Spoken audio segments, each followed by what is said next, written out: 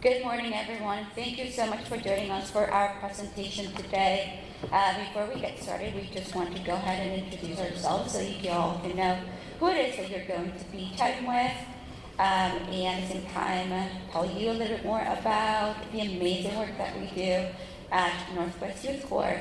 I'm going to start with myself. My name is Tanya. I am the Conservation Corps Director for Northwest Youth Corps, and I am based out of Eugene. So it's really wonderful to be up here with this wonderful group of humans. Like a lot of y'all, I'm not techie, so I'm just going to try and project if that's cool. My name's Hannah Polly, she, her pronouns, and I am the Washington Program Manager based out of our Tacoma office. My name's Copeland Birchnell. I also work in the Tacoma office. I'm a program coordinator, and I use he, him pronouns.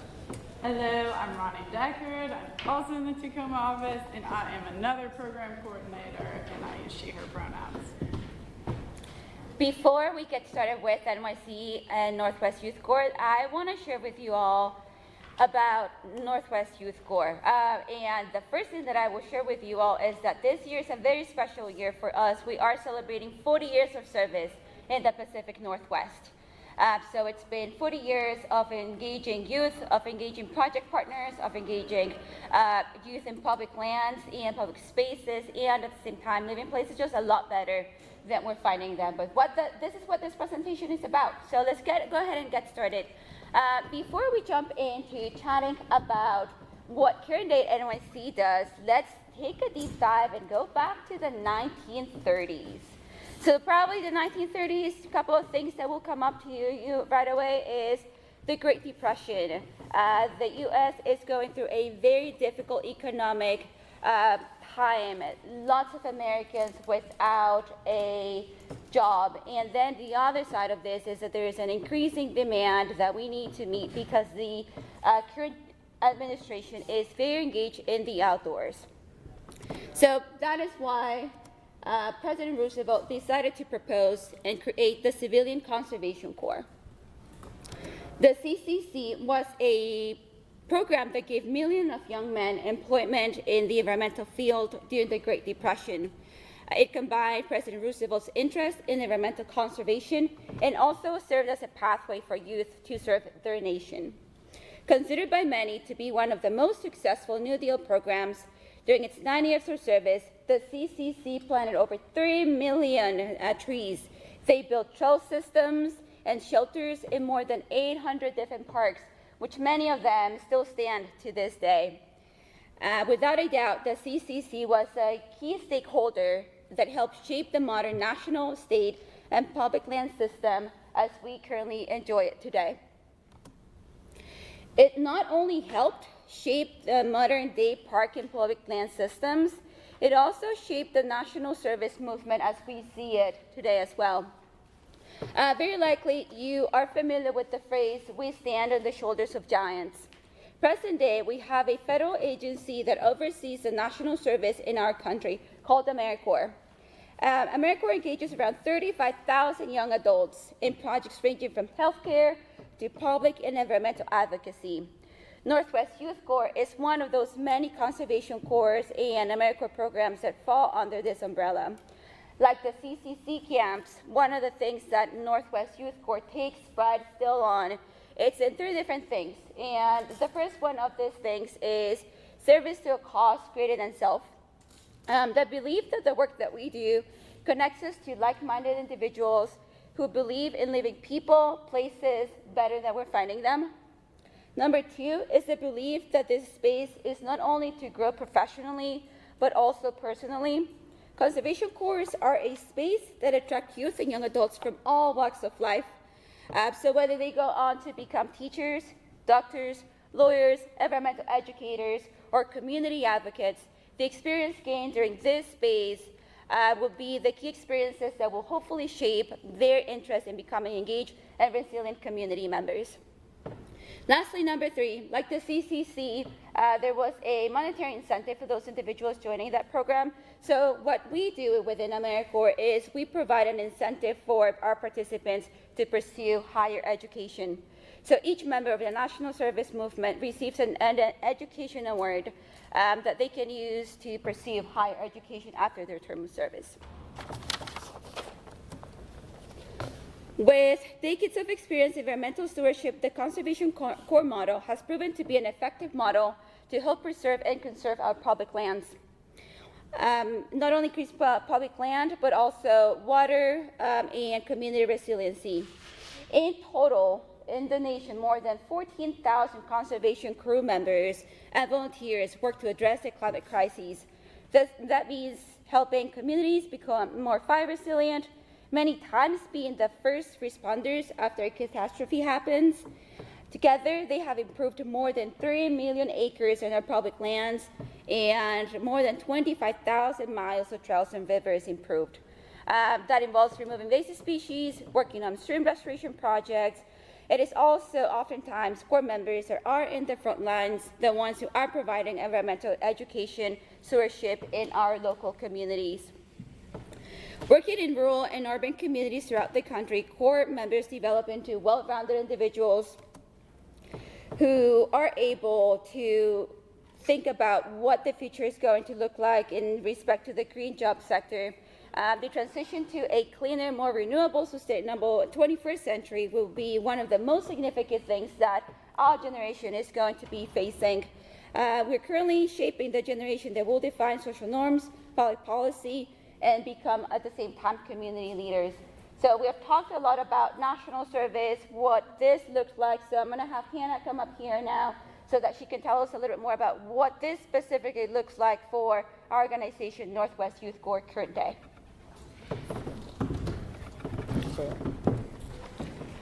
Thanks, y'all. Can everyone hear me just to make sure? Okay, cool. Thank you. So I'm going to be talking a bit about our history. Unlike the CCC, we don't advertise with men with their shirts off on the work site. We like to consider ourselves to be more inclusive and more of the times. And so I'm going to walk through the history of our programming and how we've worked to expand the people that we work with at Northwest Youth Corps. But first, I would like to point out our mission. So our job is to provide a challenging education and job training experience that helps youth and young adults from diverse backgrounds develop the skills they need to lead full and productive lives. While we are a conservation corps in our name, you might notice that the word conservation isn't actually in our mission statement. This is because while we are doing conservation work, that's not necessarily the goal of all of our members and crew leaders who go through our program.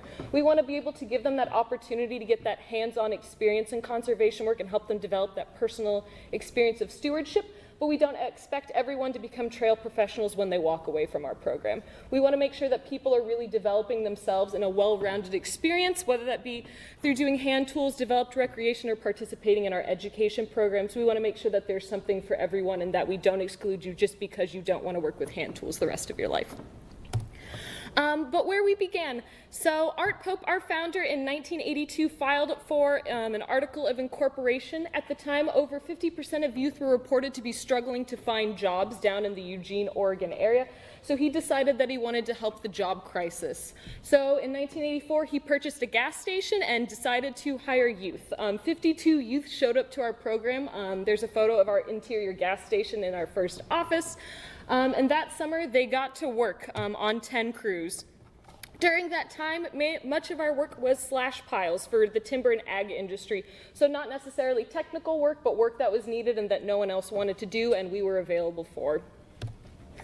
Those who showed up were new workers with limited job experience. At the time, it was really difficult for youth to find jobs because there were such high expectations of what you needed to already know going into programs or prior experience. But at Northwest Youth Corps, all that we ask is that you show up with a good attitude and to the work site on time.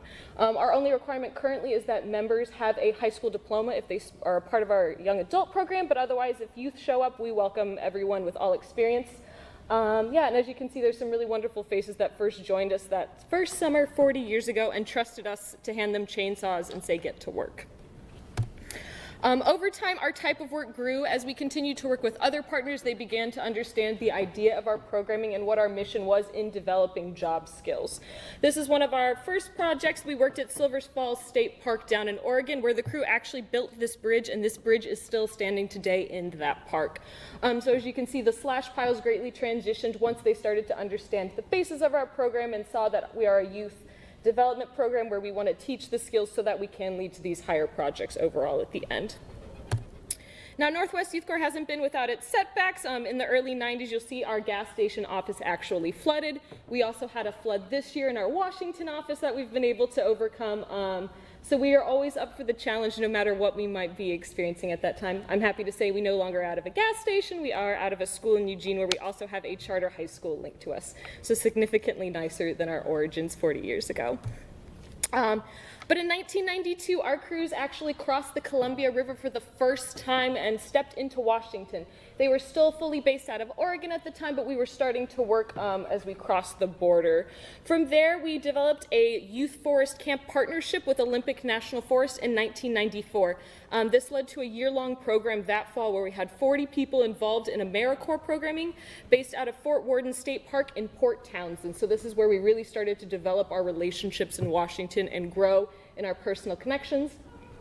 And then in 1996, we expand our style of programming. So we launched our leadership development program. We still run this program today. This is where people start out as a Corps member and then they will graduate having been a crew leader with us. So we really want to invest our time and effort in people who would like to develop that leadership experience and then grow from there and help them get to better jobs after this. During our program this year, we had 7 people graduate, so they started out as members with limited to no trail experience, and then we're leading youth by the end of the summer. Happy to say that our program coordinator, Copeland Birchnall, up here actually was a part of our LDP program and is now a full-time staff member. So we're all about investing in the people who join our program and continuing in their job development. From there, it wasn't until 2010 that we established our office just an hour away at Lake Wenatchee that's rented out to us by the Okanagan-Wenatchee National Forest. Thank you for that. And so that's where we launch all of our summer programmings. At the time, we would launch hundreds of youth out of there with just a few seasonal staff members. And then in 2011, we decided to expand from the camping model. We felt that we were only working with a certain group of people, and so we decided we wanted to expand in local communities.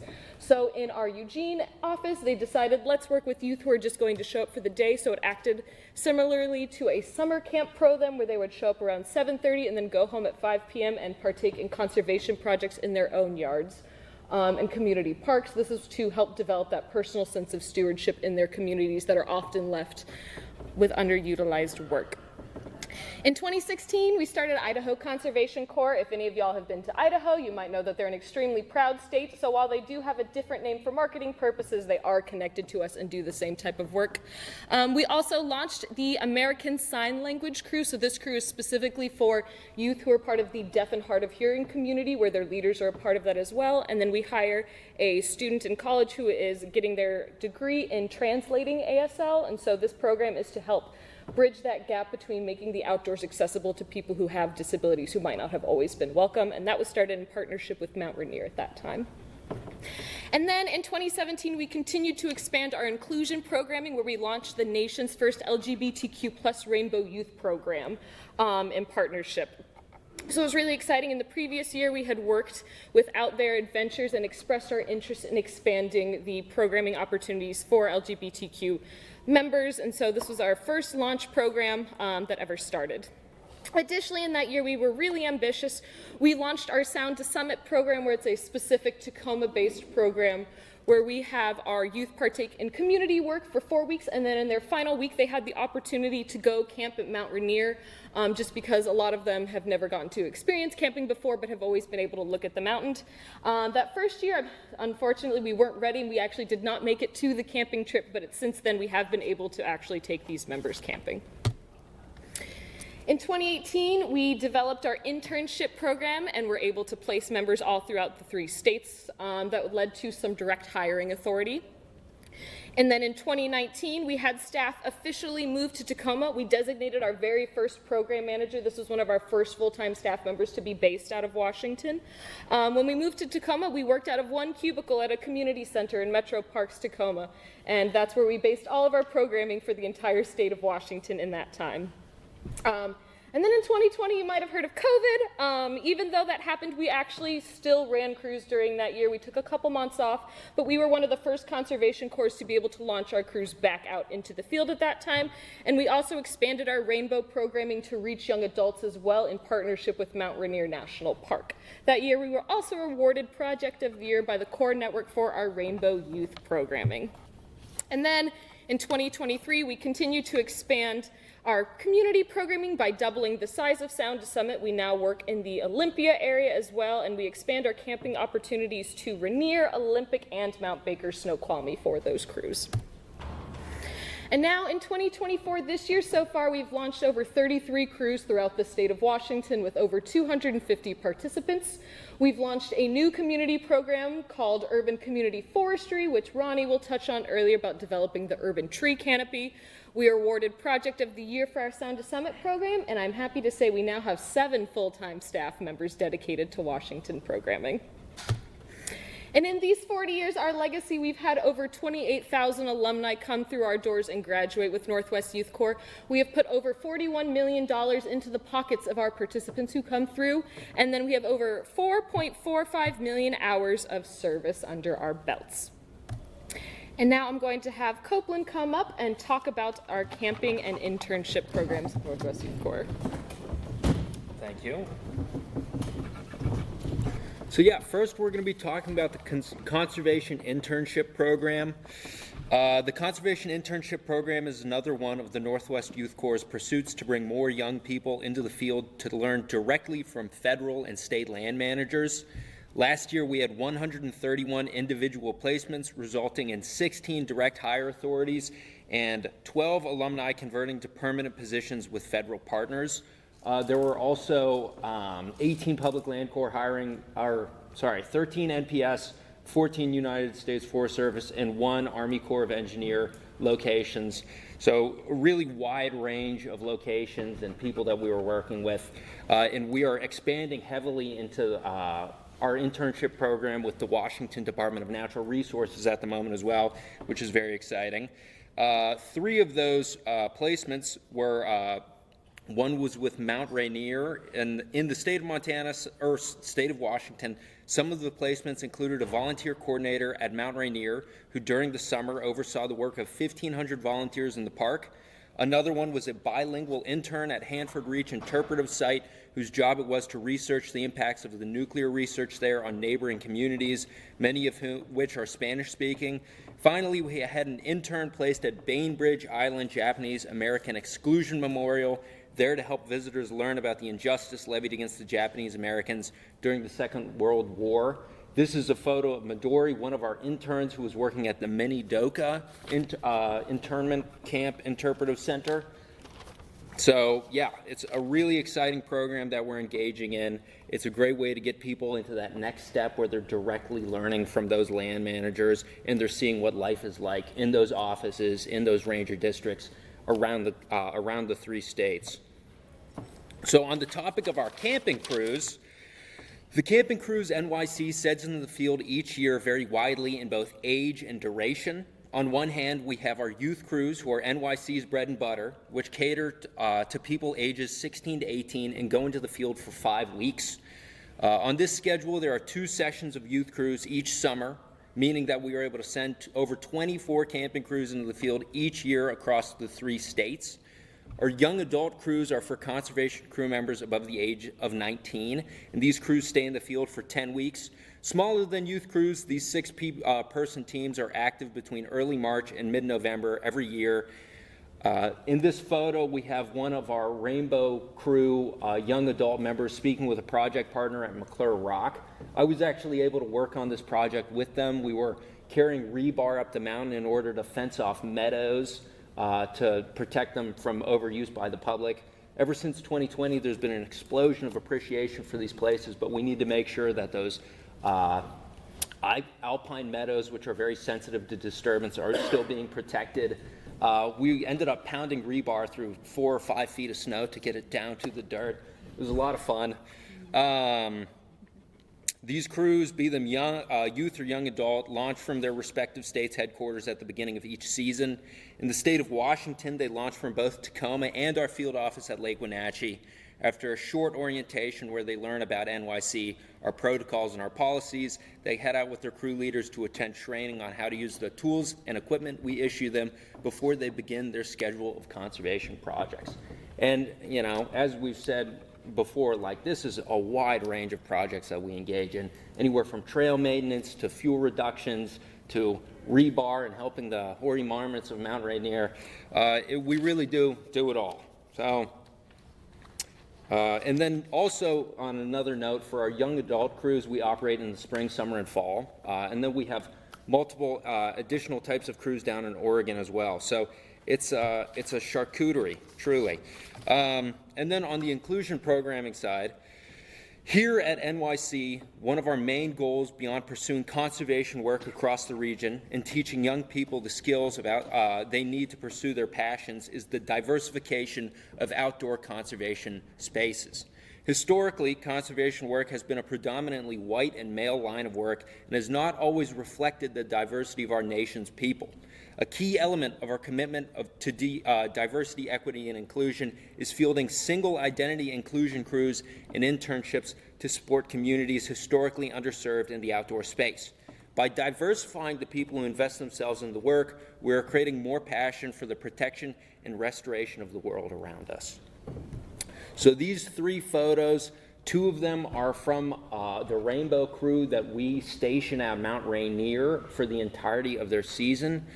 First, they do 4 or 5, or this summer at least, they did 4 or 5 weeks out of Longmire where they were doing alpine meadow protection. And then the second stint was out of White River where they were doing lots of trail work on the north side of the park. So we have a very close relationship with Mount Rainier. We've worked frequently with them in these past few years. And in fact, one of the project partners that we were working alongside this summer was actually a program coordinator for Northwest Youth Corps at one point in time. So it's nice to see that lineage go forward and to know that, slowly we're spreading out and we're gaining roots throughout the 3 states. So now we're going to focus a little bit on it. So as Hannah just said, NYC is proud to be the first conservation corps in the United States to field a crew specifically designed for LGBTQ plus identifying people. By fielding single identity conservation crews, the Rainbow Crew provides a space for these young people to be themselves, share stories, and discuss common challenges amongst their peers. In this photo, we have last year's summer Rainbow Crew eating dinner alongside last year's all-women crew at their camp in Longmire, Washington, just below Mount Rainier.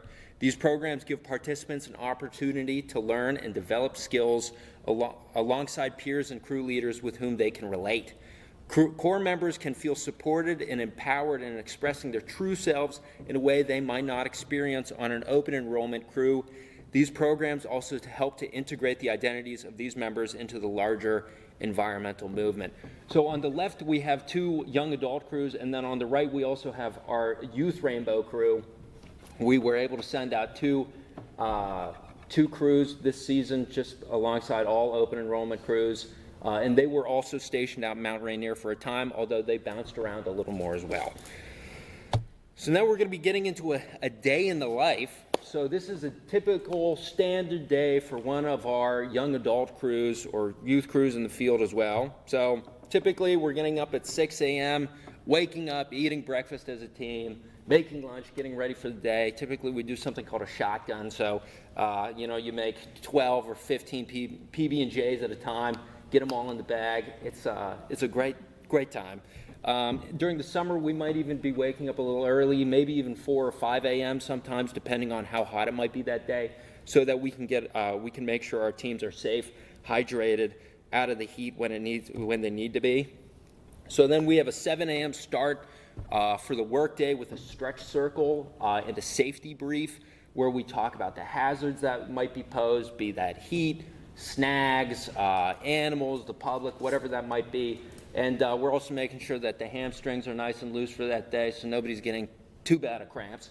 At which point we are going to start work for that day with our teams. And then around 3:30 p.m. typically, that would be when we're tooling up and heading back to camp. And then we are jumping into our SEED lessons. So SEED stands for Something Educational Every Day, which is our organization's education curriculum we designed to teach youth and young adults about leadership, teamwork, local flora and fauna, federal policies, land management practices, and dozens of other topics to help them identify and develop the skills they want for any number of future career paths. Not only this, but we also partner with the high schools of participating youth members to earn high school credits for the lessons they are taught by our crew leaders and staff. We pride ourselves on every swing of the Pulaski and pole of the crosscut, but where we make a world of difference is through education. By feeding curious minds, we're investing deeply in the country's future. And then after seed, where, you know, we've got that post-work stretch, free time, beginning work, chores, you know, cooking, we're going to have that 6 p.m. moment of silence and dinner time. And then we're going to go into our debrief for the day, where we talk about what worked, what didn't work, how we can improve. You know, this is a job development core at the end of the day, so we're always in that learning space. That's something we very much pride ourselves on. And then we're cleaning dishes so that we don't get the chipmunks in there at night. And then we're going to have our quiet hours, rest and sleep. You know, naturally for anybody on earth, sleep is a critical aspect of the day, and we want to make sure we're getting that 8 hours minimum. So then we're going to wake up at 6 a.m. the next day, and we're going to do it all again. And then here are some photos of our women's crew. We're one of our women's crew projects over the summer. Pictured here is last summer's women's crew working to buck out and restore tread on the Black Pine Trail in the Wenatchee River Ranger District. What made the work so special wasn't just the location or impact, but also the woman they had the privilege of working alongside, a highly experienced and integral part of the trail working community in the area, Barb Talbot. This was alongside the Backcountry Horsemen of Washington, so a big thank you to them, naturally. What made this project very special for me as well is that the crew leader for this team, Alicia Marcotte, was on my crew when I was a crew leader. And so we go way back, all the way to last summer, where we were working at the New River Conservation Area near, oh my goodness, down in southern Oregon. So we were pulling a lot of scotch broom, cutting down huckleberry, getting rid of shore pine so that we can restore those dunes down there to protect the birds and the sensitive species that rely on them. And you know, she's tough as nails. So it was so wonderful to have her come back and lead a team. She did a fantastic job, and yeah, it's an absolute privilege to serve alongside her and know that people like that have investment in our organization and then come back frequently. And now we're going to be jumping into Ronnie's talk about community crews and UCF. Thanks, Copeland. Okay, so another facet to our programming is our community crews. So as Hannah mentioned in our timeline, in 2011, we began opening that sphere up to community crews. What does that mean? It means folks are functioning kind of in that typical schedule, like a 9 to 5, Monday through Friday. They go and they sleep in their own beds at night. And so what we're hoping to do with that programming is engage folks who maybe have not entered into a camping space before, right? So prior to 2011, we served a lot of folks within camping programs, and camping comes with a whole variety of skill set and experience level of which it might make it quite challenging to start a program. It's a little bit scary to come in and immediately start camping. So that's where our community crews come in. And so they serve out of Tacoma, Lacey, Olympia, Eugene, Boise, so out of our all 3 states. And they operate in the summertime youth programming, similar to our camping structure, 15 to 18. And yeah, as I mentioned, we're trying to bridge that gap within communities and kind of change the way, again, diversifying the work we do, diversifying the groups we work with, the spaces that we're in, just to expand our programming and get as many folks involved in conservation work as possible. So one of those programs is our Sound to Summit program. So that's for youth 15 through 18. And it's a Monday through Friday schedule with the exception of their final week of programming. So they do those 4 weeks of local conservation in their local community of Tacoma, and then that's followed by a week-long trip to Mount Rainier National Park. So It's really, really cool. It's such a phenomenal program where folks are able to get to understand what conservation looks like within their community spaces. Maybe they're engaging with outdoor spaces that they've never engaged with in parks and whatnot in their areas that then they get to learn about and get to recreate in moving forward. And then they get to be equipped with the skills to then bring them to the national park. So the design of it, right, was for folks within the Puget Sound area who they see Mount Rainier, but maybe they've never been to it. And an hour and a half can be a long distance to go in many ways. So what we're trying to do is have folks get that experience within their local communities, and then we help them bring them to this national park, equip them with, we have camping gear supplies. So we have sleeping bags, we have tents. We can provide those for our folks to rent out for the program for that week-long trip. So they get to then learn that skill set maybe for the first time they're going camping. So it's kind of this dipping the toes in to experience it without the requirements of, it's really like intense to go on a 10-week fully immersive camping program. So we're hoping to engage people in this way that exposes them to these spaces. And it was actually awarded Project of the Year in 2024 by the Core Network. So we're really proud of that. What that means is essentially the Core Network is recognizing that this is a program that's worth taking note of and potentially replicating in different spheres of the Core Network. So that's just really exciting, and we're really proud of it. And that photo is actually of one of the Sound to Summit crews in 2023. At Dead Horse Creek Trail in Paradise at Mount Rainier. And it's really cool. This was a 5-year project to plant native species to revitalize the natural habitat. And what happened was that they were working alongside volunteers and then Park Service employees, and they actually did so much work that the work was done. There's actually no more work that needs to be done in the area that they were working in. So that's so special for a group of folks to then, they're working in their local communities in Tacoma and the surrounding areas, Olympia, and then they go to the national park. They get to work alongside these employees who then they get to have conversations with about what does it look like to be an employee at the national park? What does your day look like? What sort of tasks are you doing? They get to do amazing work, and then they finished it, which is just it's so neat that we get to do that. So yeah, really, really proud of that. And then also the thing I also want to mention with that is that we partner with Metro Parks frequently in Tacoma, and then also Rainier. Like, we talk a lot about Rainier, but they've been a foundational partner within this kind of programming, and they've supported a lot of this programming. So we're very, very, very proud of that. Okay, so this quote, I'll give a little background before I read it, but basically this member, Mickey, she had no camping experience, no conservation experience, core experience, anything like that. She came to our programming. She was like, I am just going to be silent and I'm going to get through the day because this is so far out of my comfort zone that I just am here. And being here is really all I can do. And by the end of the programming, she said this: you can't imagine how much this experience means to me and my family. I am so grateful for this program and to be able to get out and help support this workplace and our environment in Washington. She came back and did 2 more sessions of Sound to Summit. So it's really a wonderful space to take someone who's going out of their comfort zone, participating in this programming, and then with the support that we can provide as an organization, then getting to build those skills while they're with us so they feel more empowered to enter more spaces when they leave our programming, and then also enter new spaces within our programming. So moving from, a community crew to then a camping crew, we see that frequently in our programming. So it's really, really cool.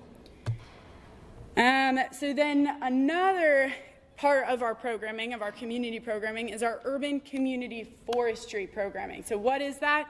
So in 2023, we had the Biden administration pass the Inflation Reduction Act, and that, among many other things, was an extremely significant funding that was leveraged to help combat climate change. And so NYC was one of the applicants seeking funding through the act. from the USDA Forest Service to support a $1.5 billion nationwide initiative to significantly increase our urban community forests. Or forest canopy. So in order to increase the health benefits for the individuals working as well as the spaces that they're working in and mitigate the effects of climate change in hand with that. And the application process, it's just really neat because it allowed us to then grow our partnerships within those local communities, so building upon them, but then also expanding to new partners. So it's just a kind of foundational and transformational experience for our organization. We were granted $12 million, so that's awesome. That's over 5 years, and we split that equally between our 3 states.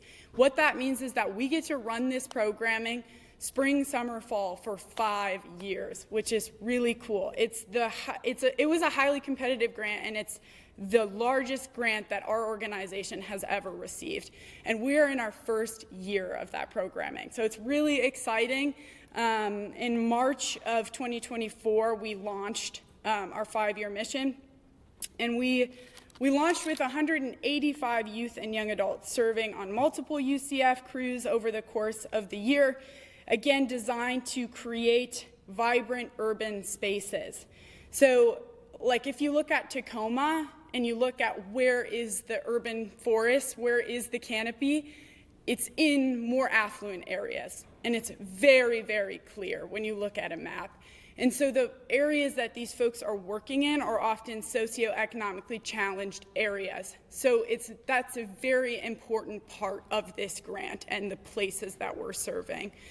And so what do they do? So essentially supporting our partners, UCF crews, rehabilitated habitats, they cleaned up storm debris, they planted and maintained trees, they cleared invasives, participated in public outreach and education, and otherwise enhanced the vitality of urban spaces, while also receiving career building and educational opportunities. So we keep saying kind of education, career building, like that's a part of our programming. So we do conservation work, but what we are also really interested in is that skills development side of our programming. So what it looks like within something like UCF is we might have folks within professions relating to conservation come speak to our crews. So that's in that like something educational everyday component of our programming. We'll have someone come, they speak to our crew about their profession, how they got involved,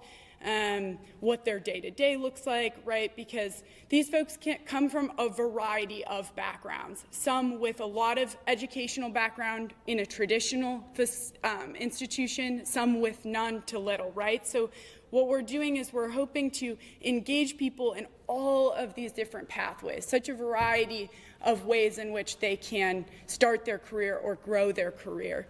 Another thing we could do is we'll have folks come do a resume building workshop. We will have folks learn, someone will come and present about like specifically the invasive that they're helping to remove so that they get an understanding of historically where did it come from and what's it doing to the community, because the work itself, pulling blackberries, can be repetitive, a little tiring. We have to kind of remind ourselves, why are we doing the work? Why are we doing this? What is it having? What impact is it having in the community that I'm working in?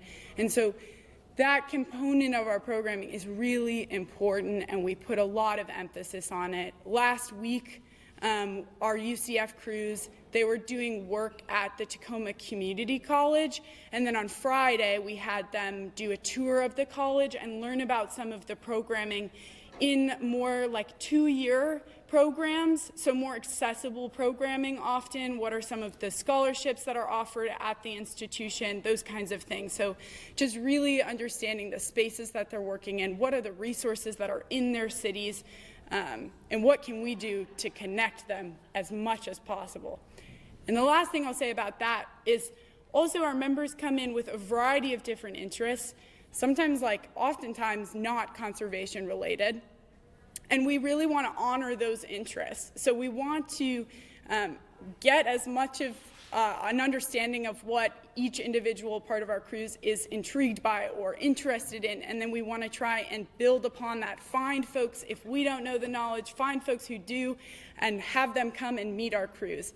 And be a time of inspiration. We only get to work with them with short stints, and so we want to inspire them when they're with us, and that's oftentimes, I think, why we see people coming back, is because of the investment that we make in them that first time around, and then they want to come back and learn more. Okay, so day in the life. So at 7:30, the crew leads arrive to the meeting site, and at 7:45 roughly crew members arrive. So they all gather at a communal meeting site and then wheels up, leaving to the work site by 8 a.m. And then similar to our camping structure, we all have a stretch circle at the site where we do our safety circle, and that's important to us. Safety is a huge part of the way we run our programming, and we want our members to recognize the risks of the spaces that they're working in and feel comfortable saying them out loud, sharing them with one another, reminding one another of all those things that are a part of their workday. So yeah, we try to integrate these things in a lot of the little, what might seem like the little things we do, but they're very important. Oops. And then about 4 p.m., tool up time.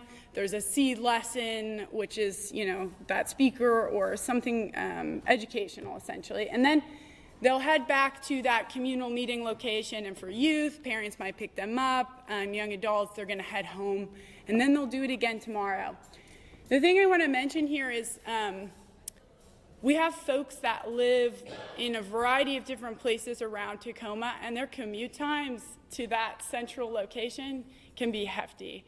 And we have folks that are taking a bus, several buses, and that commutes an hour and a half to 2 hours to get to and from work. We have a member currently who walks to work, and her walk is an hour and 15 minutes. So there's a lot of dedication to this work, and I think what we can do is we show folks, like, this is a job. You're coming here to work during the day, but we also want to invest in you, your interests. We want to give you a launching point. We want to help connect you to those resources around you.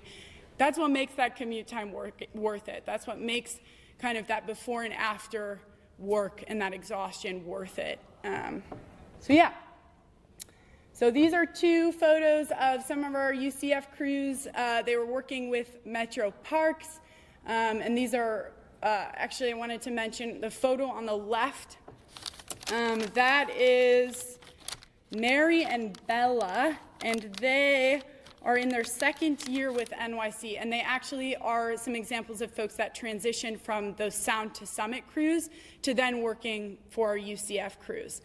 So the other really cool thing about having youth programming as well as having young adult programming is that then we can be a part of the growing in age of someone. So for folks who can only participate in our programming in the summer because they attend high school, once they graduate high school, maybe they're not ready to go to college. We can provide, a job within that fall and spring season as well. So it's a really cool expansion of, the age groups that we work with. And then where are they now?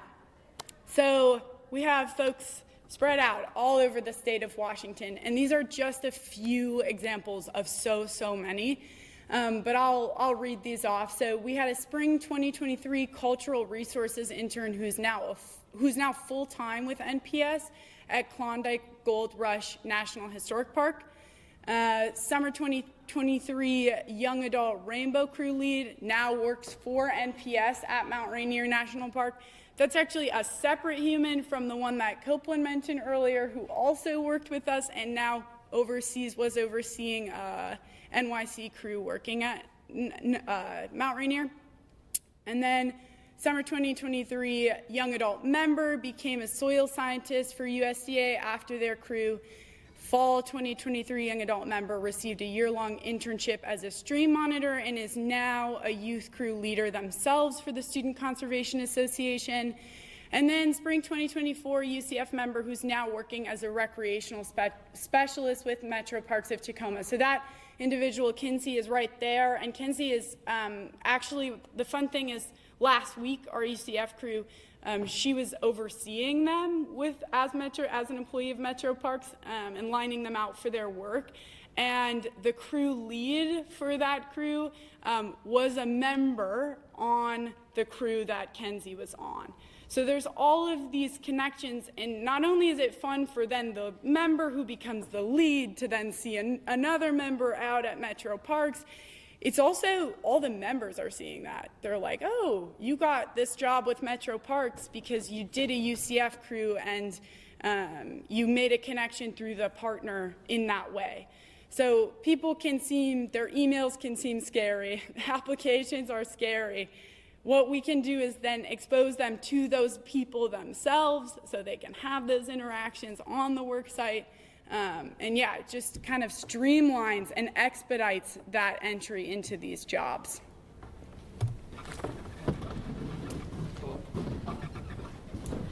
Now that you've listened to full-time staff talk about the NYC experience, we're going to take a short break from us talking to listen to a few of the members and their experience. Excuse my non-techie transition. Oh, how do I turn?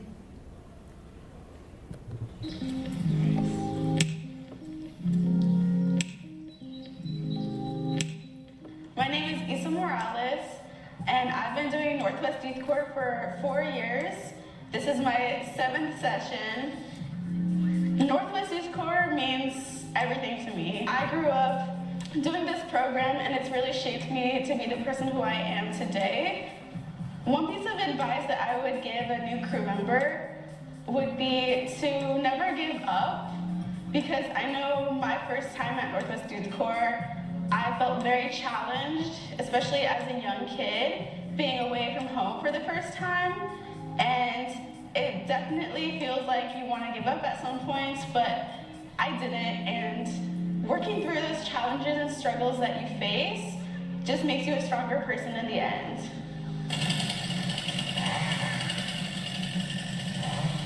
I feel like my experience with Northwest Youth Corps has meant opportunity for me in a lot of ways. I went to school and got a bachelor's in photojournalism. I worked in the field for a little bit, and it was great in a lot of ways, but I was missing the outdoors and being in the forest, and that's kind of how I grew up in my childhood. And I was looking for ways to do conservation and get into forestry that didn't immediately require me to go back to school and get another degree. So I got a lot of vocational skills, I got certifications, I networked with a lot of really fantastic people and learned a lot about all of the different avenues in forestry and in conservation and in wildfire fighting that are available. And I feel like that started me on a new trajectory for building a career kind of from the ground up. And I've felt very empowered being able to work with power tools and getting a Sawyer certification and getting to use a chainsaw and hiking up giant ridges every day and felling trees. Like, it's very empowering to do that kind of work, to know it's something you're capable of. It just makes me feel like, it makes me feel really awesome, like, to be out here and to feel like I'm helping the forest survive like the next wildfire season. Also, it's just really, it's really empowering to be out here helping the forest with a chainsaw.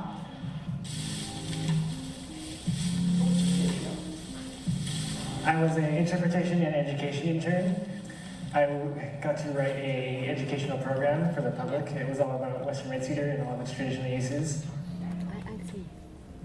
Among other things, I was just able to experience what it was like, more or less, to be a NPS ranger here at the Park National Historical Park. When I thought of a ranger, I thought of a person walking around the forest, more like a law enforcement type person, not an educator or a public speaker. I never really thought of rangers in that way, so being able to see that there's more than just that in the form of being a ranger, I thought that was pretty interesting and really eye-opening for me. So prior to this internship, I worked as a tribal steward, or NYC tribal stewards crew lead.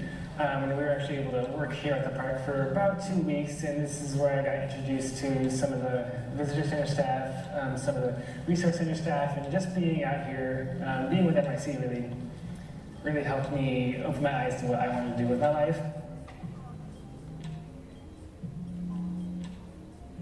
Northwest Youth Corps implements something called SEED, which is something educational every day.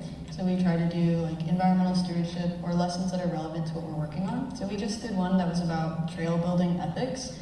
So the ethics of like building a trail, why we build a trail, who we're building it for, and the impact that it makes on the environment. And by like creating a trail that makes nature accessible to people, we might be like creating a little bit of damage that's ribbon through the forest.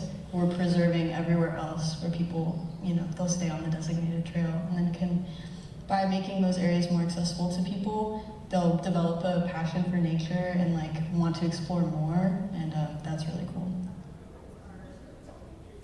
My mom did Northwest Youth Corps in like 1993, so she had always told me about it, and so by the time I was 16, I knew that I wanted to apply.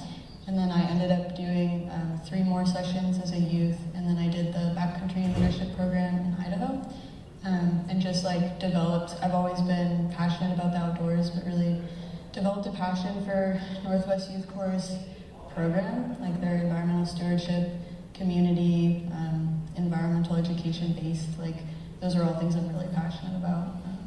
And being in the outdoors is very healing and grounding for me. Going on like a month-long, 5-week, multiple month-long program where you're camping the whole time can be a bit intimidating, but Northwest Youth Corps is really awesome and understanding and supportive. Like they've been at this forever, and they've got resources for people who are new to this, and almost all of the people that come out here are new to this. Like it's an awesome like way to get your foot in the door if you're interested in working with the Forest Service or BLM or national parks. Like it's awesome. Yeah.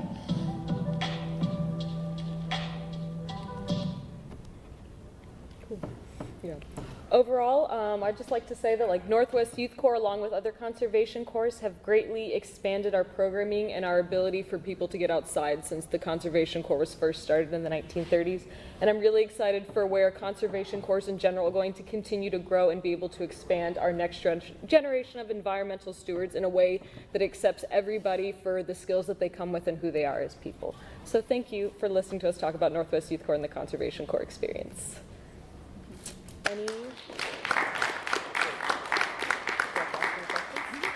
Any questions? Oh, yes. What kind of time commitment is, I would say, necessary or typical for a crew on the like the local programming versus a camp program? Like if you had a camp out crew, do you need to be able to provide a project that runs like a full 6-10 weeks? Oh, great question. So when they are in a stint on our projects, we actually get them to work with a variety of project partners. So they'll usually work on a project for 2 to 3 weeks, just depending on the scale. So they have the opportunity to work with different partners, whether it's like community working in different parks, or if it's a camping crew, they'll travel all throughout the state and work with different stakeholders based on like the scale of project work.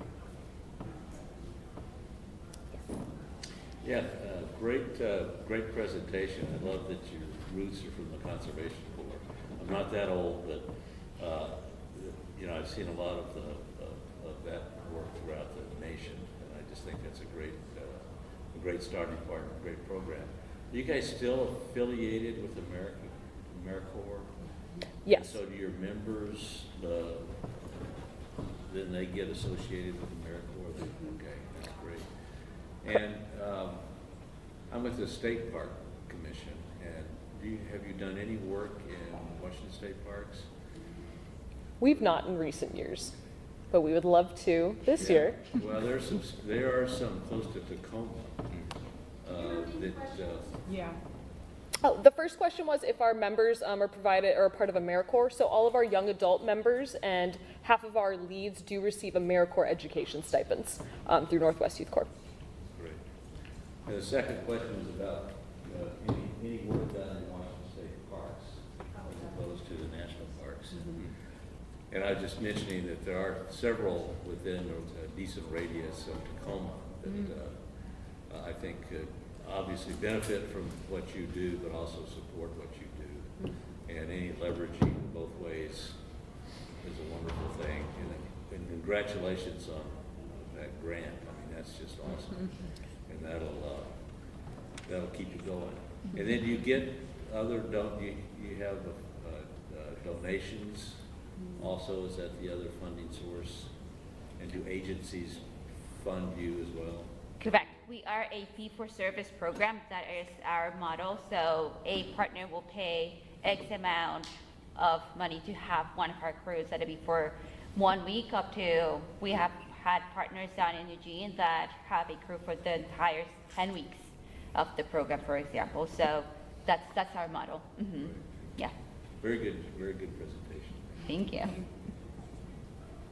So I have a question. It's surrounded kind of like his last question was regarding, funding. And so I'm assuming when you're doing work for different land entities, you also can do work for nonprofit groups. So they'd actually subcontract you guys into, like if they had XYZ amount of money in their pocket, they go, and I'm just say like, it could be WTA or could be Backcountry Horsemen or whatever. They'll say, oh yeah, part of our bucket of money we're going to use is we're going to fund 3 weeks of Northwest Youth Corps to help us do trail work. Is that correct? Exactly. Is that a large part of the work you guys do, or is it more? Are you working directly for a ranger district, like a Forest Service ranger district? I would say the majority of Washington is going to be specifically with Ranger District funding, but we've expanded significantly over the past couple of years in working with smaller nonprofits and doing work for them. Yeah, and another thing that we do with nonprofits, we work a lot with grants. So down in Eugene, we have a grant specialist her job is to find grants, and perhaps we have those small organizations that really want to work with NYC. However, they might not have the funding to work with NYC. So together we work to bring grants and that way have a cruise also supporting those small organizations, especially with watersheds. They are a big organizations that we work with in regards to putting grants together. Mm-hmm. Yeah. Do you do the single identity inclusion cruise at the community level, or are those just the camping? Just the camping right now. I would say, however, though, that a lot of that diversity that NYC sees is actually from community crews. We have a lot of refugee members coming into those crews. We have a lot of immigrant students also coming in from those spaces. We've got a lot of underrepresented community members coming into the space. So if we're looking at the inclusion space from that side, I would say community cruise is where a lot of that inclusion is taking place. Mm-hmm. I missed some of the presentation, so sorry I missed this, but do you have crews that specialize in backcountry trail work specifically and are trained for those trail skills, or okay? We have a backcountry leadership program. That's the BLP. Anna talked about it. We have this program down in Eugene and also in Idaho. However, that does not mean that we are not able to expand the program up to Washington as well. But we do have BLP, so these are going to be members that have done a season with NYC prior. And then we are going to be training the crew leaders into that space, and then we'll be sending them down into the backcountry. Down in Oregon, for example, we did 5 weeks of backcountry training at Crater Lake National Park. Right now, we have a crew in the Steen Wilderness down in Eugene also doing 5 weeks of backcountry training and projects in that space as well. And I'd also like to add, some of the crews that are in those camping spaces, they'll do some weeks of front country and some weeks of back country. And so all of our leaders will go through a leader training period of time before they get their members. And a part of that training, we'll look at our crews and look at the project work and say, okay, these crews, they're going to be backcountry for a couple weeks. We're going to train them and get them up to par on the skills. So they don't have to come in, those leads don't have to come in with backcountry experience. We will provide the training for them. Yeah. Do you have your own U.S. Forest Service recognized program? Yes, we do.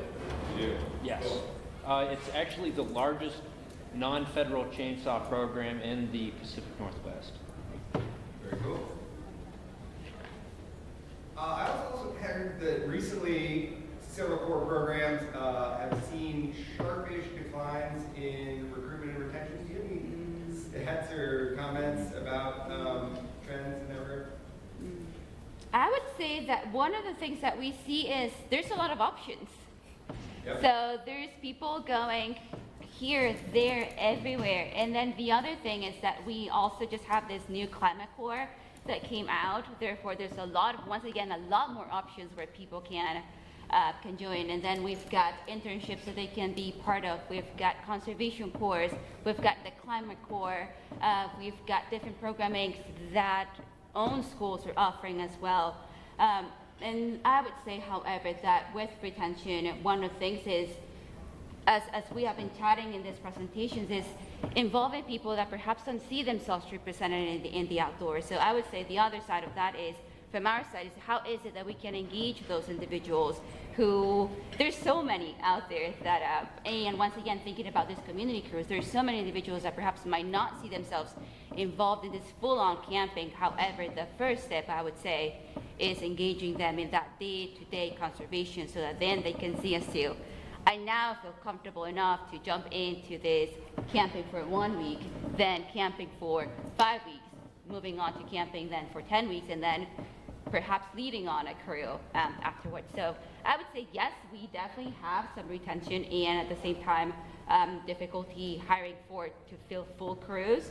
But I would say one of the things that we work very well is just having seasonal programming as well. So the summertime is definitely a time when we have most of the programming, and then we've got the shoulder seasons in the spring and the fall, which I would say are a little bit more difficult to recruit. Therefore, also thinking about how is it that we can decrease the amount of programming during those shoulder seasons as well. Mm-hmm.